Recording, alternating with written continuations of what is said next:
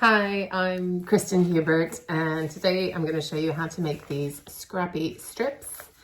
So these are just leftover bits of other projects, so offcuts when you're trimming blocks and things. So some of them are crumbs and some of them are sort of wider strips.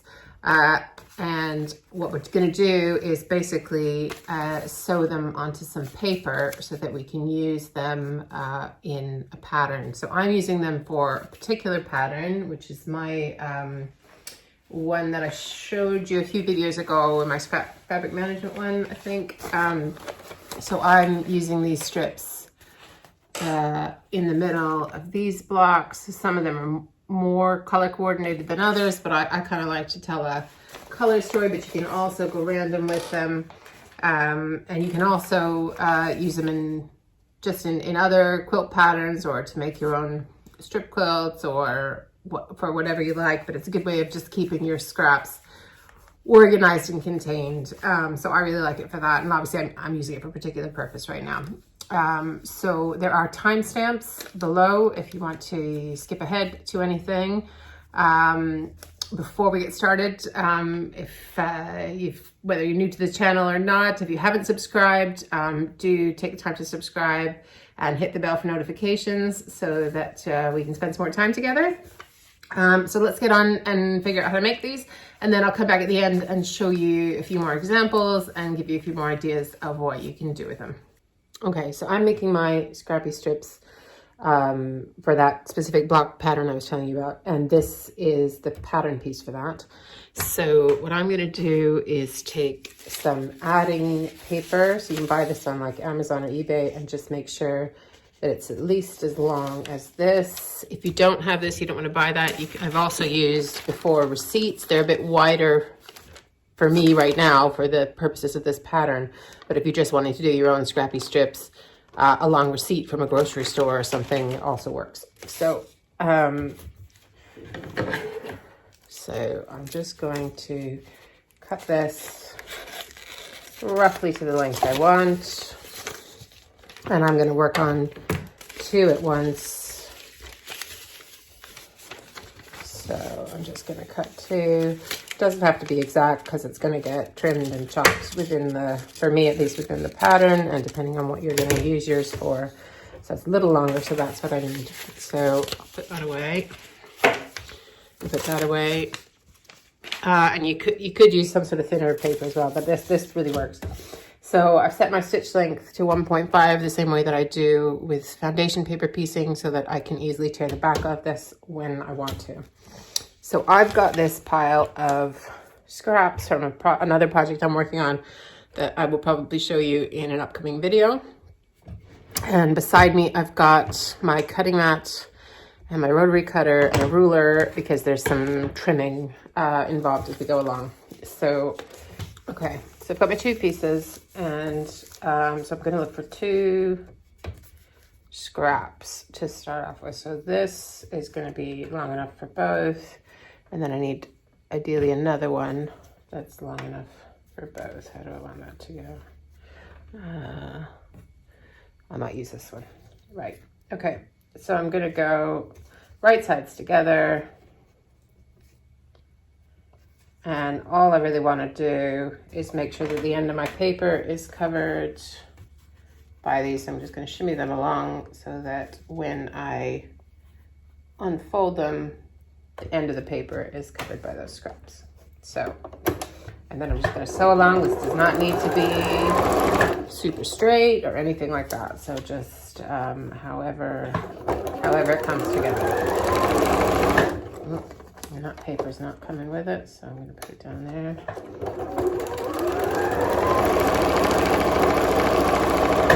Okay. So I am going to actually pop I have a smaller cutting mat, and I have lost where I put it. Put it somewhere really sensible, and now I can't find it. So first of all, I'm going to separate these 2. I'm not going to worry about cutting it straight to the paper right now. I'll do that at the end. So all I'm doing is separating those now. And then I am going to iron them open. So I will come back once I've done that. You could also, I've ironed them, but you could also finger press them if you wanted. As you can see, I didn't catch the very end of the paper there because it shimmied a bit, but I cut this a little longer than my pattern piece, so it'll be fine. So we're not going to worry about that. And also, I'm obviously only using a few fabrics for this. You can go totally random if you want. I find this really useful, like at the end of a project, to just use up of it, and then you have like, you know, you've already picked the colors to go together for something else. And then this is like gives it sort of a color theme kind of thing. So, right, I'm going to try using, so that's not going to fit for both, but I'm going to use this one for this one. Because they don't need to match, a really thin one here. So you can go pretty thin. And this one is even like tapered. So my lines are definitely not going to be straight, but that's okay.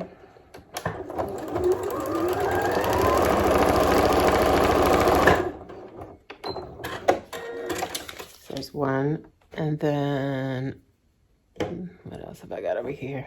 Here's a slightly thicker one, but it's similar. And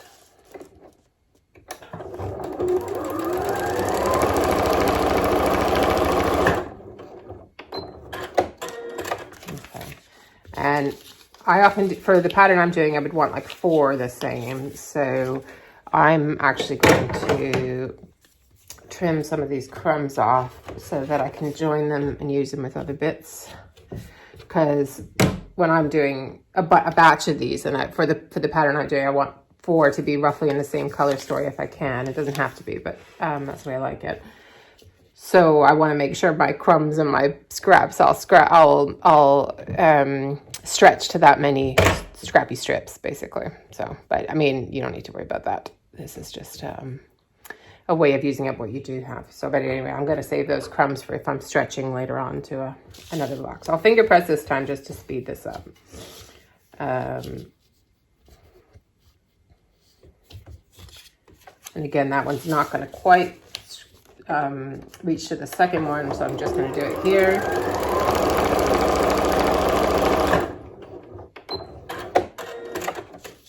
And you can see how you could put these together fast if you were using them as leaders. And I don't really do enders, but some people do. So if you're doing both, it come together super fast. All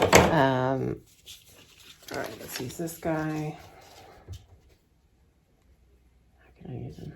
This way? Yeah.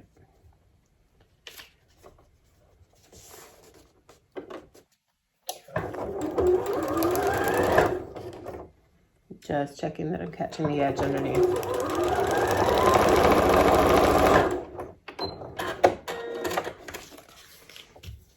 Okay, so I am going to press that because that one's a bit bulky. Okay, so we'll move on. So this one could have another bit of rainbow. So I like to kind of, when I'm doing this kind of color grouping, I like to kind of alternate. But you can, obviously you could go completely scrappy and then you don't even have to think about it.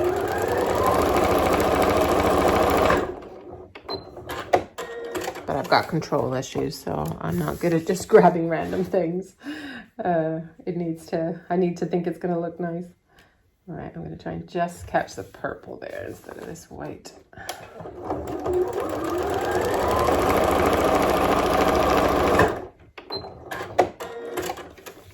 And that sort of slipped, so it's a really tiny seam. I'm just going to see if that's not going to pop, so that's fine. Normally I would have definitely a bigger seam allowance than that, but I am going to quilt over it, so I'm not going to stress about it right now.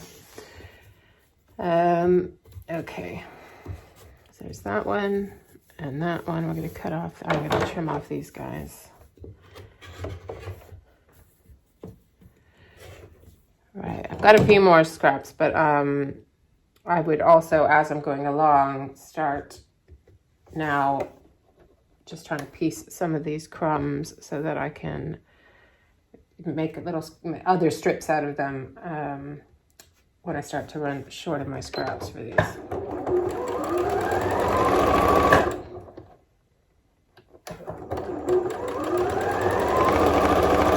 Okay, so I'll trim those off in a minute, but let's see what else I've got here left. I've got a great big thick thing here.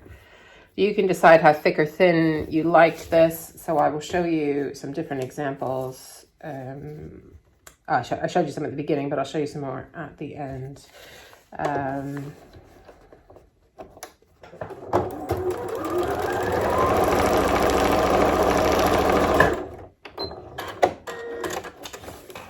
scissors.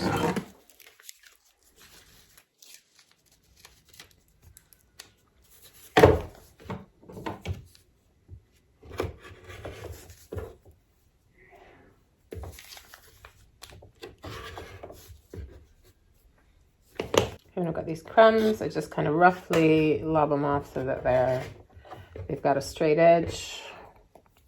It doesn't need to be perfect, just whatever. And then I'm going to check if it's wide enough to go across one of these strips, and it is. So let's start. This guy's been neglected here. We haven't done a lot here. So let's put this guy here.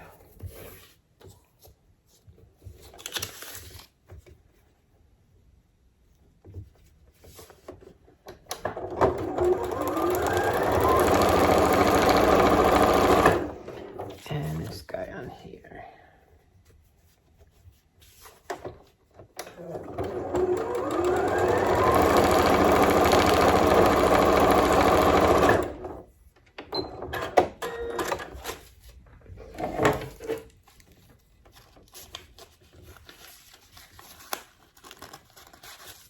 Okay, so I've got this guy now. Might just try and get mostly the purple across there. But he will probably stretch to both of these, so I might do it like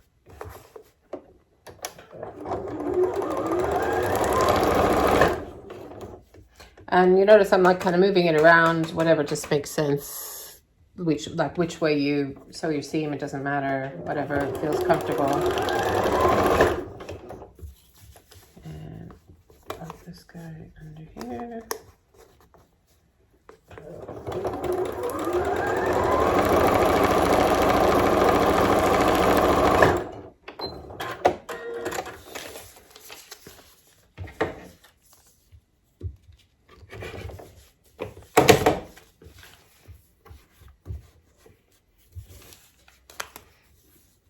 All right, let's see what I got left here.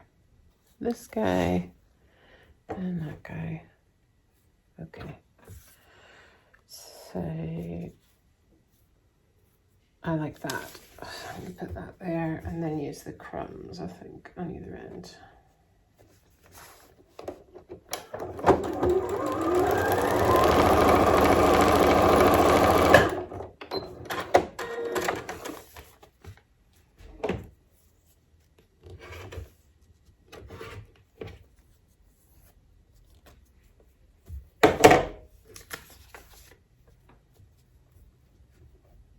That could be cute. So I'm going lopsided, but I'm not bothered. If you want to try and keep it straight, you could draw lines on your paper or use some sort of seam guide or just pay more attention than I'm doing. Depends how comfortable you are with the randomness, right?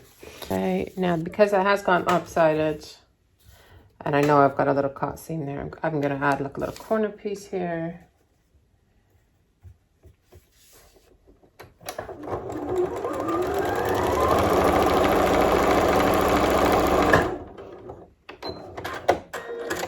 Okay, now that guy is done.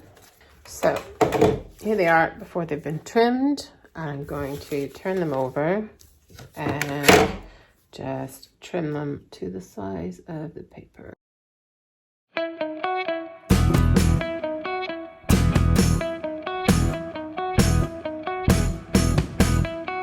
Okay, so there are my two scrappy strips ready to go into my pattern blocks. So these are our two scrappy strips that we made.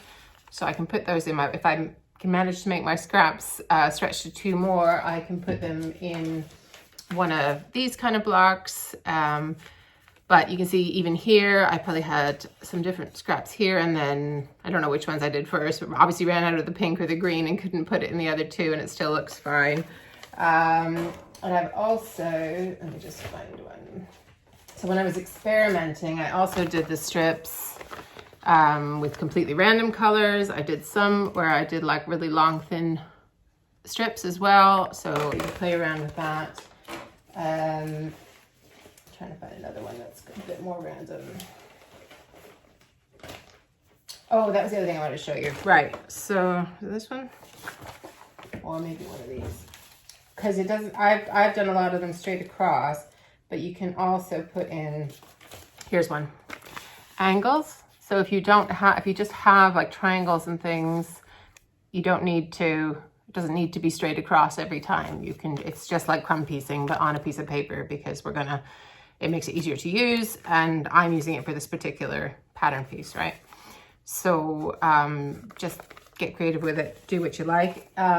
If you are watching this video like really soon after it comes out, the pattern's not available yet, but I will put the link in the description to this once it is. And if you're watching this maybe 3 weeks to a month from now, then it will be there, so go look. So just check the published date and have a see. But you can also use these strips for other things. It's just another way of doing some improv crumb piecing and keeping it kind of organized. So you could pair it with white and make a strip quilt, or use them in the other way that you could use them, which is really good, is like in a churn dash block. So, you know, you need a rectangle of a certain size, so you could be using the strips in that. Or for really any other pattern piece, if you want to adapt somebody else's pattern to make it a little more scrappy, and it calls for sort of a long, thin piece, then this is kind of something you could pop in there. I had one subscriber I know already, she's going to tell me these look like snippet rolls, which is something I didn't know anything about. So I guess these could be the basis of that. So they're like, I'll try and find a picture and put it up here, but it's like, I think they don't flip. I think it's like a raw edge usually, and then they might put buttons and lace and stuff, and it's for junk journals. I just keep saying junk people who do junk journals and things like that. So I think she's probably going to say that's what it looks like. But anyways, so let me know what you would use it for, because I'm always after new ideas as well. Obviously, I've got a particular thing I'm using mine for at the moment, but after that, I'd love to have more ideas. So do leave me a comment. So if you like tutorials like this and you want to see more, don't forget to subscribe, hit the bell for notifications, and do leave me a comment. Let me know what you thought. And thank you so much for spending time with me, and I hope to see you again soon.